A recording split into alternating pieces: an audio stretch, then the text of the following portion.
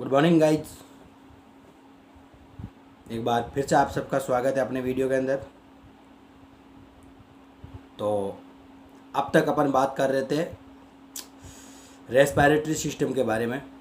तो श्वसन तंत्र की सारी बीमारियों के बारे में अपन ने जानकारी ली, बात की, उनके बारे में पढ़ा और अपन ने ये देखा कि किस प्रकार से रेस्पिरेटरी सिस्टम की बीमारियां हैं जो पशु के शरीर पर हावी होती है और किन प्रकार से वो पनपती है।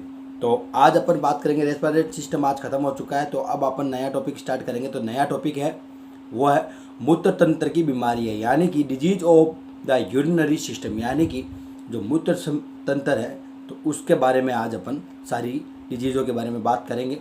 और मूत्र तंत्र की बीमारियों में कौन कौन सी बीमारियाँ होती है, किन कारणों से होता है और कौन सी बीमारी को किस नाम से जाना जाता है या कौन से टर्म्स है जिनके नाम को से उनको पहचाना जाता है।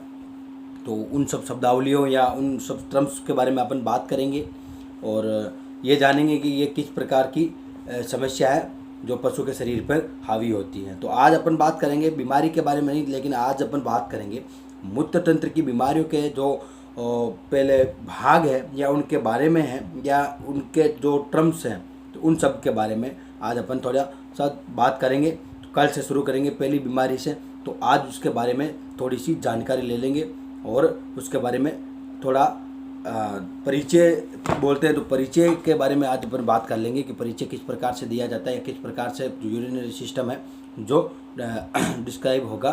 तो सबसे पहले अपन बात करते हैं यूरिनरी सिस्टम के बारे में, तो या इनकी बीमारी के बारे में। तो क्या है कि मूत्र तंत्र की बीमारियों को जानने से पहले पेशाब का परिवर्तन, पेशाब करने का पशु का तरीका व पेशाब की मात्रा व आवृत्ति के बारे में ज्ञान होना अति आवश्यक है। अतः इससे संबंधित निम्न शब्दावलियों को जानकारी भी जरूरी होती है। यानी कि जो अपन यूरिनरी सिस्टम की बीमारियाँ पढ़ रहे हैं उससे पहले पशु के पेशाब करने का तरीका है या पेशाब का परिवर्तन, जो रंग चेंज हुआ है उसके बारे में चेंजिंग है, या पेशाब की जो क्वांटिटी है या क्वालिटी है, किस प्रकार की आवृत्ति है, तो उन सब चीज़ों का अपने को नॉलेज होना बहुत ज़्यादा ज़रूरी है। तो उसी के आधार पर अपन देखेंगे कि पशु को जो बीमारी हुई है तो यूरिनरी सिस्टम की वो किस प्रकार से हुई है। तो सबसे पहले अपन बात करते हैं पशु के रंग में बदलाव। तो सबसे पहला आज का टॉपिक है पशु के रंग में बदलाव, यानी कि पशु के पेशाब में के रंग में बदलाव। तो पशु के पेशाब करने का तो नॉर्मली पेशाब करता है तो उसमें हल्का सा पीलापन रहता है और पानी टाइप का होता है, तो उसमें कोई डिजीज नहीं। तो नॉर्मल कंडीशन में जो पशु होता है उसका यूरिन जो होता है वो बिल्कुल थोड़ा सा पीलापन लिए होता है, बाकी नॉर्मल अवस्था में होता है। लेकिन अब बात करेंगे कि जो पशु का जो पेशाब है उसका रंग कैसे परिवर्तन होता है, उस रंग के आधार पर अपन नॉर्मली बात करते हैं। तो सबसे पहले बात करते हैं, तो पहला टॉपिक आता है हीमेचूरिया, यानी कि हीमेचूरिया क्या है, ये किस प्रकार से होता है या किस प्रकार से इसको देखते हैं तो पता चलता है कि भाई ये हीमेचूरिया है। तो पशु के पेशाब में सबसे पहला टॉपिक है वो है रंग में बदलाव वाला, तो हीमेचूरिया, यानी कि पशु में पेशाब में रक्त की उपस्थिति का होना हीमेचूरिया कहलाता है। यानी कि जो पशु का पेशाब है उसके जो पेशाब में उसमें ब्लड का होना या ब्लड का उपस्थित होना हीमेचूरिया कहलाता है। यानी कि जो पेशाब कर रहा है उसके अंदर थोड़ा सा खून आ रहा है, तो इसका मतलब, हालांकि एक प्रकार से रेड वाटर डिजीज भी होता है, लेकिन वो रेड वाटर डिजीज का जो सिम्टम्स है कुछ अलग होते हैं, लेकिन जो दानेदार रंग का जो ब्लड होता है वो पेशाब में आता है तो वो होता है हीमेचूरिया। इसके कारण मूत्र का रंग गहरे लाल से भूरे रंग का आ जाता है। इस प्रकार की स्थितियाँ निम्न बीमारियों में भी आती है, यानी कि जो ये हीमेचूरिया उसमें जो ब्लड है पेशाब का रंग वो पीलापन से लेके धीरे धीरे लाल से होता होता भूरा यानी ब्राउन कॉफी कलर का हो जाता है। इन ये कुछ डिजीज होते हैं, वो कुछ कंडीशन पे होते हैं, जैसे किडनी की चोट लग जाने से, सेप्टिसीमिया है या पर्पुरा हेमोरेजिका है, सिस्टाइसिस है, यूरिनरी कैलकुलाई है या एंजाइटिक हीमेचूरिया, इन कैटल वाले में, इन सब कंडीशन में ये हीमेचूरिया है हो जाता है। यानी कि पहले किडनी में चोट लगने की वजह से जीवाणु रक्त है, रक्तचित्तता है, मूत्राशय शोथ है या फिर पथरी आदि चीज़ों में जो है वो कलर है जो पशु का पीलापन लाल रंग से होते होते भूरा कलर का हो जाता है। तो ये सब चीज़ें उसमें आती हैं। तो अब अपन बात करेंगे यदि हीमेचूरिया में यदि प्रखनली टेस्ट ट्यूब है उसमें प्रखनली में पेशाब को थोड़ी देर तक रखें तो देखते हैं कि रक्त कोशिकाएं हैं वो नीचे बैठ जाती है, यानी कि जो अपन प्रकनली में लेते हैं उसमें तो ब्लड हल्का हल्का नीचे बैठ जाता है। और दूसरा अपन बात करते हैं वो है हीमोग्लोबिनूरिया, यानी कि इतनी देर पेशाब में जो है ब्लड की मात्रा आती है, लेकिन अब ये क्या है, पेशाब में हीमोग्लोबिन की उपस्थिति का होना हीमोग्लोबिनूरिया होता है। इसमें भी पेशाब का रंग गहरा लाल से भूरे रंग का होता जाता है, लेकिन पेशाब में से प्रकनली सैंपल को जब लेते हैं तो प्रकनली में रखते हैं तो कोई कोशिका नीचे नहीं बैठती, बल्कि रंग पूरी प्रकनली में एक सा रहता है। यानी कि हीमेचूरिया में क्या करते हैं, जब प्रकनली के अंदर पेशाब लेते हैं तो उसमें क्या है कि जो ब्लड की कोशिकाएं होती है, ब्लड होता है वो हल्का हल्का नीचे बैठ जाता है। लेकिन इस हीमोग्लोबिनूरिया में क्या है कि जो पूरी प्रकनली है उसमें सेम सा रहता है, इसमें कोई कोशिकाएं हैं वो नीचे नहीं बैठती है। तीसरा है मायोग्लोबिनूरिया, यानी कि पेशाब में मायोग्लोबिन की उपस्थिति को मायोग्लोबिनूरिया कहते हैं। इसके कारण पेशाब का रंग गहरा भूरा हो जाता है, जैसे कि एजेटूरिया इन हॉर्स। तो घोड़े के अंदर एजेटूरिया होता है, उसमें क्या होता है, जो मायोग्लोबिनूरिया है उसमें पेशाब का रंग बिल्कुल भूरा हो जाता है। उसमें क्या हो रहा था, गहरे लाल से धीरे धीरे भूरा होता जा रहा है, लेकिन इसके अंदर जो पेशाब के है उसका कलर बिल्कुल भूरा हो जाता है, जिसमें हीमोग्लोबिनूरिया कहलाता है। उसके बाद में अब है मायोग्लोबिनूरिया के अंदर जो एंजोटिक अपन बात की एजेटूरिया, उसके अंदर बिल्कुल भूरा हो जाता है। अगला है पाईयूरिया, यानी कि पाई का मतलब पेशाब, पेशाब के अंदर मवाद का होना। तो पाईयूरिया में इसमें पेशाब के साथ मवाद की उपस्थिति होती है, यानी कि पस, तो पस होती है। बाकी में देख रहे थे किसी में हीमोग्लोबिनूरिया के अंदर हीमोग्लोबिन हो रहा था, हीमेचूरिया में ब्लड आ रहा था, मायोग्लोबिनूरिया में मायोग्लोबिन आ रहा था, लेकिन इसके अंदर पस, पाईयूरिया में पस का उपस्थिति होना, जैसे कि रीनल पेल्विस व ब्लैडर में जीवाणु का संक्रमण यानी इन्फेक्शन हो जाना। रीनल पेल्विक और ब्लैडर है जो पेशाब का होता है, उसके अंदर जीवाणु का एकत्रित होना। अगला पांचवा है वो है ग्लाइकोसूरिया। तो ये जो टर्म्स हैं वो बहुत ज़्यादा इंपॉर्टेंट है। तो ग्लाइकोसूरिया क्या है, इसे कीटोन्यूरिया भी कहते हैं।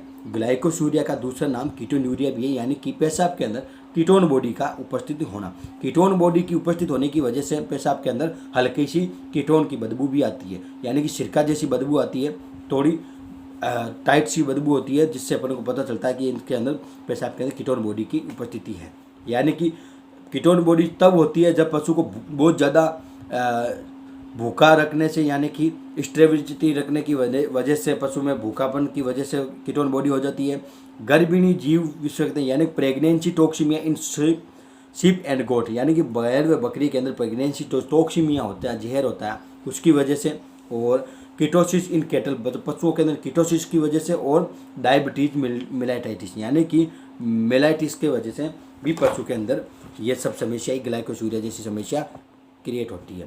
तो ये सब टर्म्स हैं पेशाब के रंग के आधार पर, जिससे पता चलता है कि पशु के जो पेशाब है उसमें किस प्रकार की समस्या है, और पेशाब में जो कलर हुआ है वो किसकी वजह से, यानी मायोग्लोबिनूरिया की वजह से हुआ है, या हीमोग्लोबिनूरिया के हीमेचूरिया है, या पाईयूरिया है, आदि सब चीज़ों की वजह से पेशाब में कलर चेंज हुआ है। दूसरा जो तरीका अपन बात करते हैं वो है पेशाब करने के तौर तरीके में बदलाव, यानी पेशाब जो कर रहा है पशु वो किस प्रकार से कर रहा है, नीचे बैठ के कर रहा है या फिर एक तरफ से झुक के कर रहा है, उन सब चीज़ों के।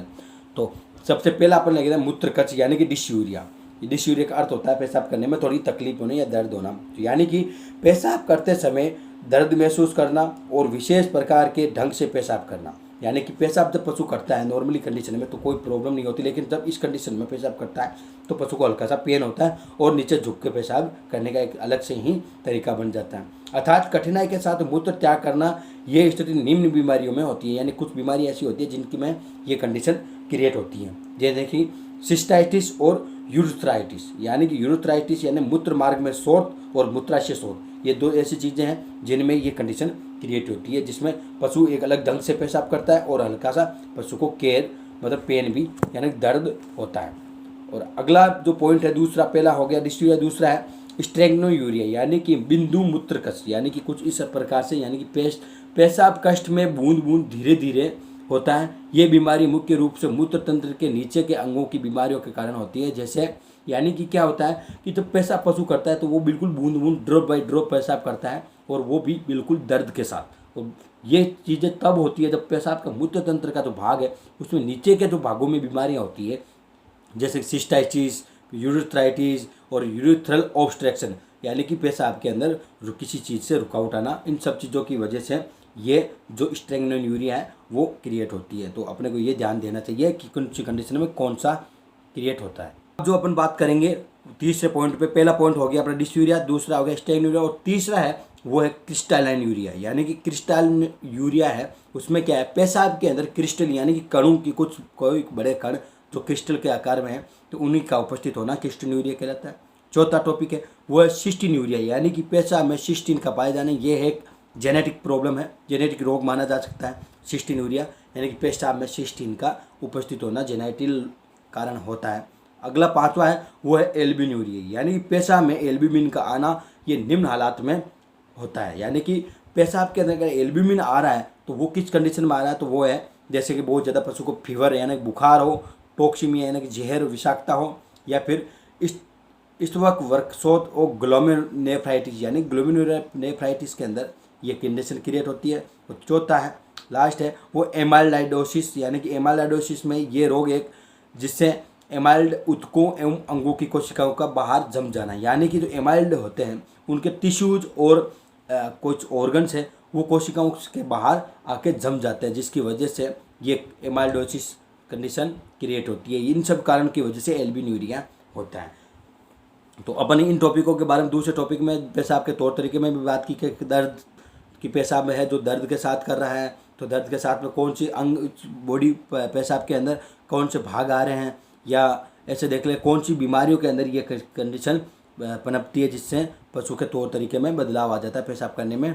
कुछ बैठ के करते हैं, कुछ बहुत ज़्यादा बूंद बूंद ड्रॉप बाई ड्रॉप के साथ में दर्द के साथ पेशाब भी होता है। तो अब अपन बात करते हैं अगले लास्ट टॉपिक पे, वो है पेशाब की मात्रा के अनुसार, यानी कि क्वांटिटी किस प्रकार की है पशु की, उन कंडीशन के आधार पे अपन बात करेंगे।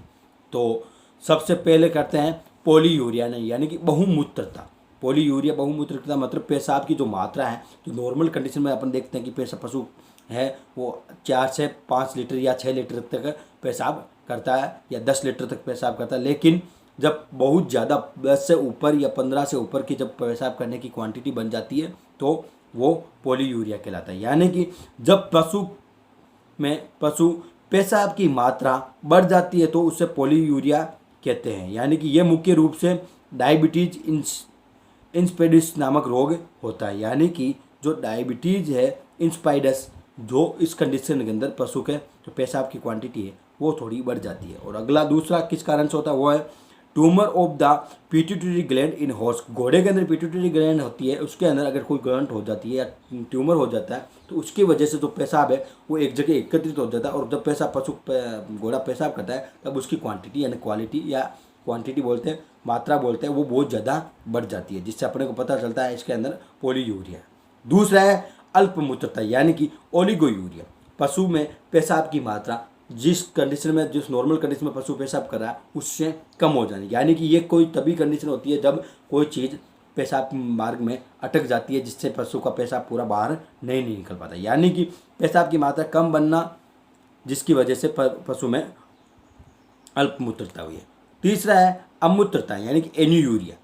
एन्यूयूरिया एक अलग से कंडीशन है, दोनों कंडीशनों के कुछ विपरीत कंडीशन है। वो है पेशाब गुर्दों में बनना बिल्कुल बंद हो जाना, यानी कि जो पेशाब बनता है वो बिल्कुल ही बंद हो जानी है। उदाहरण के रूप में देख सकते हैं डिहाइड्रेशन, ट्यूमर इन यूरिनरी ट्रैक, यानी कि यूरिनरी जो ट्रैक है पूरी उसके अंदर अगर कोई ट्यूमर है तो पेशाब बनना बिल्कुल ही बंद हो जाएगा। और दूसरा है डिहाइड्रेशन, यानी कि पशु की पानी की मात्रा बिल्कुल कम हो जाती है शरीर के अंदर, तब भी पेशाब का बनना बिल्कुल बंद हो जाता है।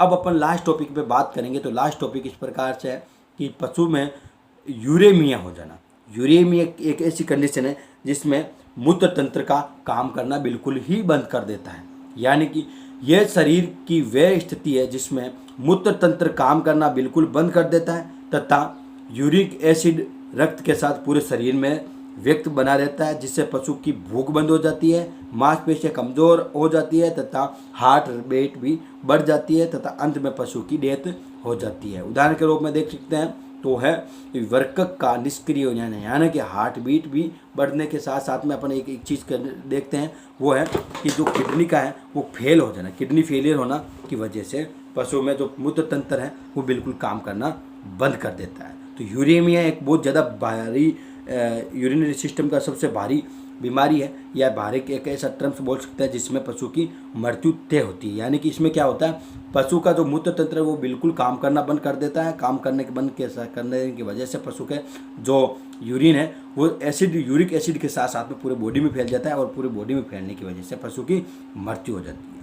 तो आज अपने यूरिनरी सिस्टम के जो टॉपिक है उसमें आज नॉर्मली उसका परिचय लिया है, किस नाम से पहचाना जाता है या कौन सी कंडीशन क्रिएट होती है, उन सब चीज़ों की बात की। कल अपन बात करेंगे इनकी पहली डिजीज के बारे में, यानी कि कोई पथरी है या फिर वृक्क की किडनी में, आदि सब चीज़ों के बारे में कल अपन बात करेंगे। आज के लिए इतना ही। जय हिंद, जय भारत, नमस्कार।